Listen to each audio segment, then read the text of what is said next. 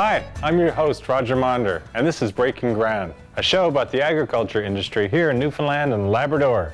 First on today's show, we're going out to Point Leamington to visit Roosevelt Thompson and have a close look at his pork operation. In order to make a go of it in the pork business, you have to be aggressive, innovative, and persistent. Well, Roosevelt and his son seem to have the right combination because their business seems to be flourishing. They raise their own hogs, do secondary processing, and distribute their own product. They have a lot on their plate, but it all seems to work.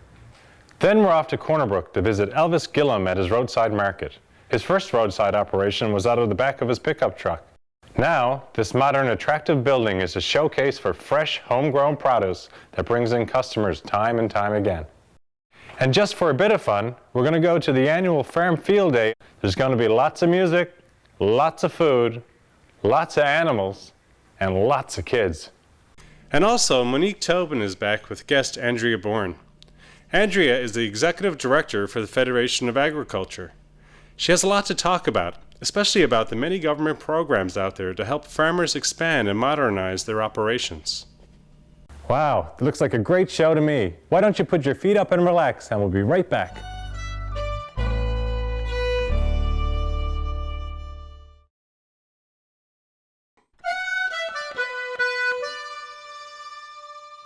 The pork industry has had its ups and downs, but Roosevelt Thompson has been able to keep it all going by immersing himself in all aspects of the business.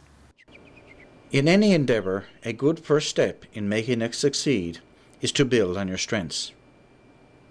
Newfoundland and Labrador lends itself well to naturally grown products.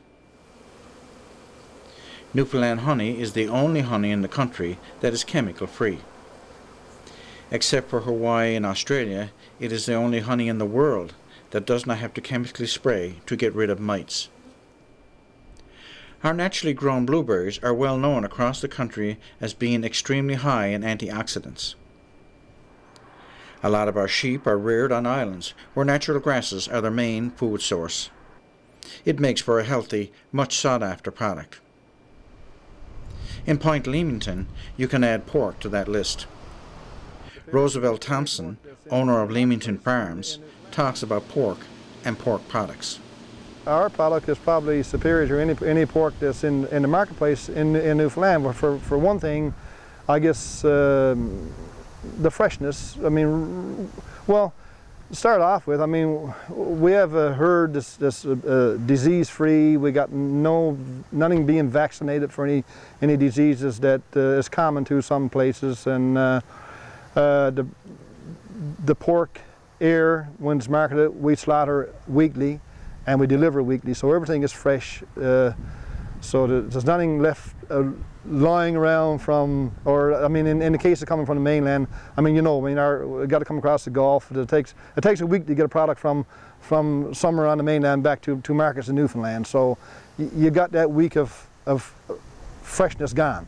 So that makes the product superior. Plus, we've got a superior breeding stock anyway. We started off with superior breeding stock. We got good breeding stock, and we've bred to maintain lean pigs, and we try to keep, like I said, we keep the customer happy. You got a consistent, good product, you'll keep your markets, and I guess that speaks for itself, and we can't keep up with the demand.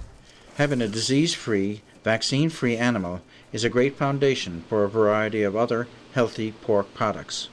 Like I told you, prior to Newfoundland Farm Products closing down, we didn't do anything like that. We didn't do any meat cutting. We were in the business of raising pigs and producing and shipping to the farm products to the abattoir. But since the closure of that, we had to get into the meat cutting, so we have a meat cutter on hand there, and we cut and package the pork for the freezer. Now what we found when we started doing that, like people would ask about bacon and hams and sausage and that sort of thing, so we found over the years we've had to get a little more involved in different things like that in order to keep, to be able to get, I guess, the full potential of what's into the side of pork to sell it. So you don't get, so when we slaughter pigs, do the cuts. Like there's certain things like fresh bacon that may not be in so big a demand, but now we have the opportunity that we can say, well, you can have smoked bacon, or you can have your ham done, and we find that probably 50–60% of the people want different things done with their side of pork rather than just a side of pork for the freezer. So, and like I said, so on a weekly basis, we're doing hams, we're doing bacon, and we're making sausage, and that all kind of helps with the bottom line with the further process. Of course, it costs a little more to buy, it costs a little more to do, but all that is a little extra labor, which is a little more labor for the employees that we have here on farm. So we found that we've had to do that. Yeah, we had to get involved in the processing in order to be able to sell the complete product, you know. And of course, being able to provide a wide variety of pork products has led to beneficial employment and marketing spin-offs. Well, here on the farm, myself and 2 sons are working here, and I have a meat cutter here full-time, and plus we got a couple of more part-timers on the farm here. And where we're marketing locally, we put a little shop here in town, mainly that we sell our pork products in that, and it's a kind of a little a convenience store. And we got another 3 or 4 more people employed there. So altogether there's around 8 people employed from this operation, I guess. Another part of the operation is the delivery of bulk orders to area residents. Roosevelt's son, Dean, takes us on one of his rounds and explains how he approaches an area. Yeah, well, we got different areas in the close, I guess not too far away from where we're located to. And every week we put a floor out in a different area. We'll probably do an area out around Gander Bay, Wesleyville, Musgrave Arbor. That's one of our good areas for selling pork, and I'll go down there with a load of pork on a Thursday, and with probably 40–50 sides of pork, and as I go down and make that trip down around that loop, I'll probably meet enough people. I got a few contacts in different communities, and I'll get enough orders in to start another load for to go down in a week or 2 time. With talking to the customers, directly to the customer, I mean, they'll tell you what they've bought over the years and what their opinion is and what they buy in the supermarkets, and then when they try your product, or our product, and they tell us how fresh it is and how good it tastes compared to what they can buy in the local shops and stuff that's coming in from mainland stuff that's frozen and whatever. So, I mean, it makes you feel good when you can give them something and they can talk about it and brag about it to others, and it creates a little bit more business for yourself. And in any business, good customer relationships only serve to strengthen the success of any enterprise. Wow, it looks like they have a very well-run business there. Well, now we're going to take a short break, and when we come back, we're off to Corner Brook.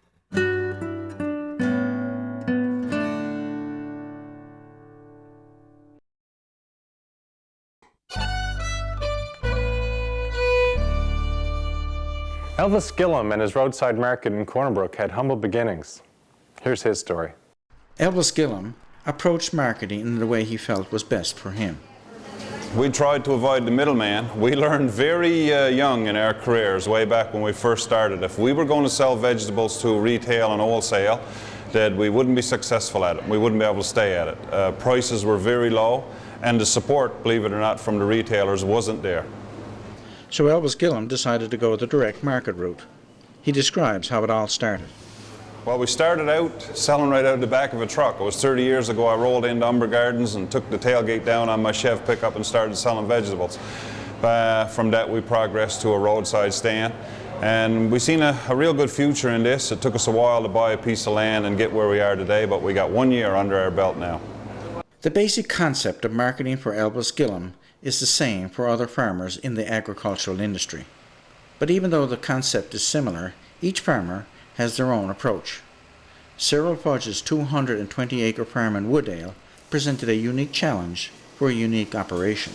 You had 2 choices. You either had to go door to door, roadside markets, or if you're going to increase your production, your door to door sales and your roadside stands couldn't handle larger production. And in order to do that, you had to sell most of your product wholesale. Dean and Jewel Rousel in Green Bay tackled their marketing problem in a very unusual way. In Green Bay, there was like 10 or 12 farmers. selling door to door, which is very competitive. So I got into a farm market in Springdale about 15 years ago and built it up over the years. And then we got involved with a big supermarket across the street from our farm market, and they got very envious of how much produce we were selling. I got very upset. So we sat down and talked to them and decided to move inside their supermarket, which is very unique. So our farm market now is inside a supermarket. And then there is the roadside market. They are very common around larger cities and towns. They provide fresh local produce, create local employment, and give the owners a higher profit margin. 99% of the produce that you see here is from our farm. We grow 60 acres of crops, a lot of specialty crops, and of course a lot of the traditional crops. When I say traditional, like what you'd use in a jig's dinner: potato, turnips, cabbage, carrots. We grow a lot of things for pickling, beets, zucchinis, cucumbers, cauliflower, and so on. But for over 25 years, we've also sold apples and pears and plums and fruit from the Annapolis Valley in Nova Scotia. I would say to most of our customers, we're known for great potatoes and great apples. We sell a lot of different varieties of potatoes and a lot of different varieties of apples, and over the years we've become known for that. When we took the step to invest $250,000 and put this building here in Corner Brook, it wasn't that much of a risk venture for us because we were only just upgrading an existing business. A lot of my customers I've had for the 30 years, you know, and they're almost like one big extended family. We're still in the exploring stage, I guess, with the jams and jellies, but we like to use traditional Newfoundland berries because, you know, those berries are better than organic. They're wild berries. They're outgrown in the wild. When we can buy them off of our people in our area, we're providing some source of employment for them. They make great jams. The antioxidant levels are high in them, and it's really a nutritious health food. So we're exploring that. We've got about 7 or 8 different lines of jam that we're going to continue with, and we'll certainly expand with the pickles. That's going to be one of our bigger ones. Marketing means different things to different people. For Elvis Gillum, it means happy customers. It also means a chance to dream of expansion, new products, and even more happy customers. Fresh produce at its best. Now it's off to the 48th Annual Farmers Field Day. Now it's guitars, Cadillacs, and hillbilly music, the only thing that keeps me hanging on. For almost 50 years, the annual Farmers Field Day has been a source of fun and information for young and old alike. Leslie Noftel, Communications Advisor, gives us an overview of some of the events. Quite often people don't know what's happening in the agriculture industry. All the commodity boards, farmers all come together for one day and we promote our industry. If you're a young parent, you couldn't ask for a better place to bring your kids. For many urban children, this is their first exposure to agriculture. There are chicks that have just hatched, ponies that like to be petted, goats that snort, and heifers that don't like being led around by young boys. It's a chance for us to tell our story to the public about what we do for the industry and for food that people eat in our province. But as far as the industry goes, it's a chance for producer groups to come and display their commodities and show people the good things that they do for agriculture in terms of the economy, in terms of the food that we eat. And it's a great chance for people to come out and just have a relaxing day looking at the different booths and having a tractor ride around the farm. And the kids can look at the little chicks that are hatching and all the different animals that we have. And it's just a really fun day for everybody. Now, wasn't that a lot of fun? I can't wait till next year. Now, when we come back after a short break, Monique Tobin will be talking to Tony Marks.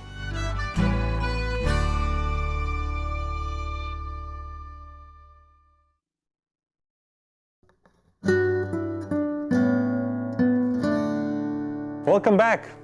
Now it's Monique Tobin talking with her special guest, Andrea Bourne, Executive Director of the Federation of Agriculture. Could you speak about the role of the Federation of Agriculture? The Newfoundland Labrador Federation of Agriculture, it's a non-profit organization that represents the agri-food producers and processors of this province. I guess our motto is farmers helping farmers, so we're governed by a board of directors that's made up of producers and processors. How many farms does the Federation represent? Right now have a membership of about 500. Now that's based on a database that we've had since the organization's been in existence. So we've been adding names as people come forward and avail of the services of the organization or sign up as a member of one of our smaller organizations like the Livestock Council, the Hort Council, or maybe the Dairy Farmers of Newfoundland, Labrador, Chicken Farmers, etc. These organizations represent each commodity, and we are an umbrella organization that represents all of those commodity groups. How is farming in the province different than it was, say, 20 years ago? Oh, well, like any industry, it has evolved significantly. Agriculture has become very technologically advanced. Farmers today, when they're looking for workers for the farm, they're not just looking for people who are willing to come out and work outdoors and whatever Mother Nature might throw at them on a daily basis, but they're looking for particular skill sets. People who can operate automated equipment, who can operate sophisticated farm equipment. So it's more challenging for farmers when they're trying to recruit, and for themselves too, to be able to keep up with the advances of the industry and to try to remain competitive. So is there more of a focus on the business skills? Oh, certainly. And you know, there are a number of programs out there that are aimed at helping farmers increase their skill sets. And you know, HR is a big issue right now within this industry, and not only farmers and helping make sure that they have the appropriate skills to operate their business, but in also trying to recruit people who are A, willing to work on a farm, B, who have the right skill sets. And you know, we're competing with other industries and of course with Alberta for farm labor. So there are a number of programs. We now have a Canadian Agriculture Human Resource Sector Council that looks at the HR needs across Canada for all provinces for the agriculture industry. And here in this province we have an HR person who works at the Federation of Agriculture, and who is responsible for looking at what the training needs are of producers and processors and their employees. So I guess more and more farmers are having to broaden their skills to grow their farms and remain competitive. Well, certainly. I mean, farmers have always been a jack of all trades, and you know, responsible for the hands-on work on the farm, working with the livestock, working in the fields with the crops, and also running their business. And now more and more farmers have to be professional business people. They, you know, as I mentioned, they're responsible for the day-to-day operations. They're also responsible for the finances of their business, and for the human resource management, buying and selling of their products. So I mean, they have to have you know, a strong business at work ethic, as well as their I guess what they're used to their farm background. As farming activities increase and more products come onto the market, I guess farmers are needing to have access to more programs and financial support to remain competitive. Certainly, and there are a lot of programs out there, both federally and provincially. The one that readily comes to mind, I think, to most farmers, is the Agriculture Policy Framework. And that's a federal, provincial, and territorial agreement. Within that framework, there's five pillars and programs under those pillars that provide supports to farmers to, like you said, help them become more competitive, to help them keep up with emerging issues and technologies, etc. And you know, to complement that, there's the Advancing Canadian Agriculture and Agri-Foods program, which is the ACAF program. We administer that program through the Federation of Agriculture. And funding through that program is aimed at complementing the APF programs, the pillars of APF. And you know, in this province, ACOA has been a big supporter of growing the agriculture industry, of supporting projects put forward by producers or producer organizations. Industry, Trade and Rural Development, through their Rural Diversification Fund, have played a huge role in supporting the growth of the agriculture industry here. What are some of the programs that are available to provide farmers access to funding support? We get a lot of inquiries from farmers, you know, wondering, you know, they have an idea, they're wondering what programs out there might help support their ideas, help bring them to fruition. Or producer organizations will contact us wondering if we can provide some advice or some information on different programs. And basically when they come looking for advice, we either point them in the right direction to speak to a representative with the provincial government or with the federal government or which agency, whether it be a COA or INTRD, etc., and who they should speak to. And sometimes they come to us looking for assistance with their applications. And again, we either provide the assistance or direct them to the right personnel within the provincial department, because they have people who specialize in those areas and who help farmers with their applications. On next week's show, we're going to look into a problem that is prevalent across the country. It has to do with the lack of new entrants into farming. But there are some young people who are very interested. Chan Wiseman is a good example. He helps run the family fox farm and has been involved in the industry since he was a kid. Chan will give us an interesting insight on how it all works. Darrell Legg is a third-generation poultry farmer who loves to be a part of the business. The operation of the farm can be pretty involved because nowadays there's a greater need for biosecurity, the keeping of accurate records and making sure that the comfort and health of over 114,000 birds remains the focus of it all. Eric and Michelle Spears are a young couple who seem to have broken the mold. They are not third or fourth generation farmers, but indeed they are new entrants into the dairy cow industry. With one step at a time, they are slowly learning the many-sided business of running a dairy farm. And of course, farming is not a job, but a lifestyle. It is a great place to raise a family, and their 3 girls seem to have a great time playing with all the animals on the farm. On our weekly interview segment, Monique Tobin has a chat with Chan Wiseman in his capacity as president of the Young Farmers of Newfoundland and Labrador. They will have a lot to talk about. Now that's a show that should not be missed. I'm Roger Monder. We'll see you next week.